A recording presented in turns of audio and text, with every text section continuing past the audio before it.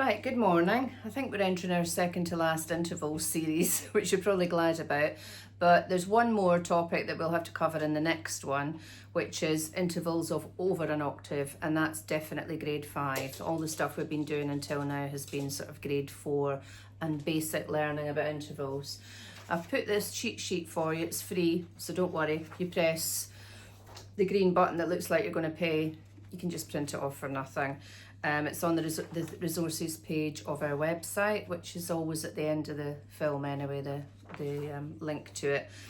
And it's just quite handy to have on the piano or on the table if you're working out your theory intervals. So as you go up, it's greater, and as you go down, it's less. Okay, so I'm going to give you a couple of tester questions today as if you're in the exam.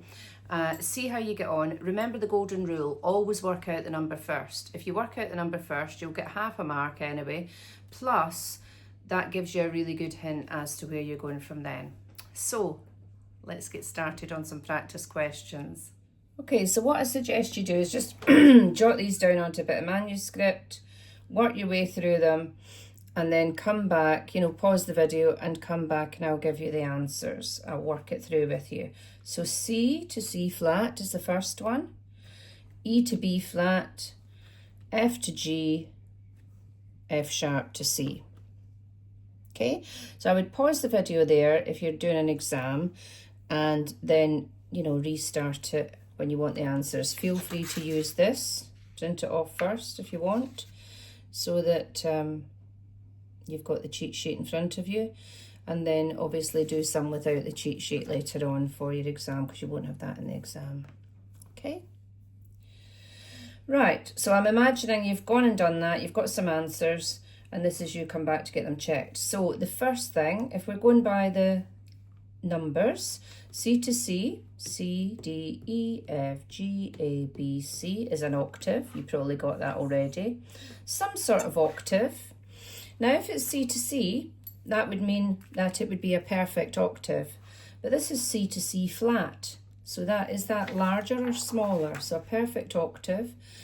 Flat means the interval gets smaller because it's closer to middle C.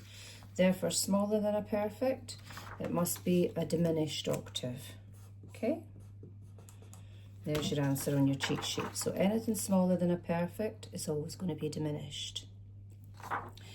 Right, the next one, E to B. Now think of your E major scale. Think of the scale for the bottom note. E up to B, E, F, G, A, B. We know it's some sort of fifth. So again, we're on this side of the chart. We know it's some sort of fifth. Is it larger or smaller than a perfect fifth? Again, it's been flattened on the top. So therefore, it's smaller than a perfect fifth. So it must be a diminished fifth. Okay, this one, F to G.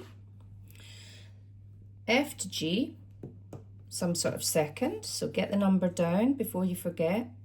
Now think of your F major scale. Is G in your F major scale? Yes, it is, so it's just a major second.